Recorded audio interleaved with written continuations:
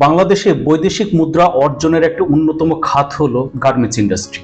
এই গার্মেন্টস ইন্ডাস্ট্রির সাথে ওতপ্রোতভাবে জড়িত কার্টন ইন্ডাস্ট্রি। বেশিরভাগ কার্টন ফ্যাক্টরিতে খুব সুন্দর সুন্দর মেশিনারিজ ব্যবহৃত হয়, কিন্তু ওয়েস্টেজ ডিভিশনে কোনো ধরনের আধুনিক যন্ত্রপাতি ব্যবহার করা হয় না। এজন্য এক বাত্তি নিচে অন্ধকার। এই কার্টন ফ্যাক্টরি কত মিলিয়ন মিলিয়ন ডলার সেলফ নিয়ে আসতেছে, অথচ ওয়েস্টেজ ডিভিশনে সেই শত বছরের পুরাতন ঐতিহ্য হেড ক্যারিং বা মাথায় করে কার্টনের ওয়েস্টেজ গুলো ক্যারি করা হয়, ট্রাক লোডিং দেওয়া হয়। এই কাজটি অনেক বেশি রিস্কি, যে কোনো সময় একটা বড় দুর্ঘটনা ঘটে যেতে পারে।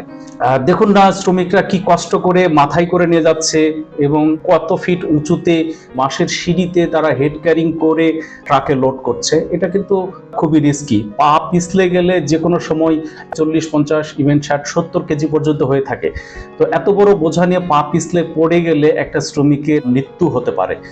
এই বিষয়টা যারা কার্টন ইন্ডাস্ট্রির সাথে জড়িত আছেন, যারা নীতি নির্ধারক পর্যায়ে আছেন, তাদের কাছে আমি প্রশ্ন রেখে গেলাম। তো এটার সলিউশন কি?